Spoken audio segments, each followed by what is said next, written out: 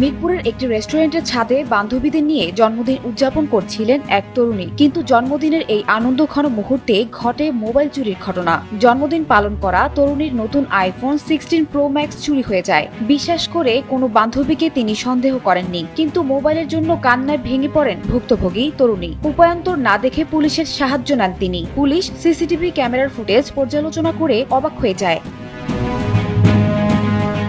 ফুটেজে দেখা যায় সবাই যখন জন্মদিনের উৎসব আনন্দে ব্যস্ত, তখন অনুষ্ঠানে আসা কালো ড্রেস পরা এক তরুণী অন্যদের থেকে নিজেকে আড়াল করে টেবিলের নিচে গিয়ে মোবাইলটি শরীরের ভেতর লুকিয়ে ফেলেন।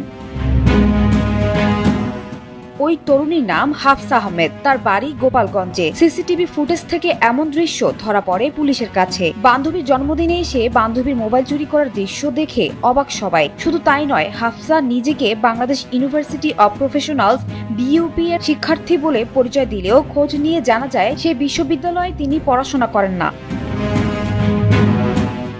তবে এই ঘটনায় আসামিকে শাস্তি না দিয়ে উল্টো পুলিশ মামলা তুলে নিতে চাপ দিচ্ছে বলে অভিযোগ করেন ভুক্তভোগী। পুলিশের এমন আচরণে বাধ্য হয়ে ভুক্তভোগী মামলা তুলে নেন।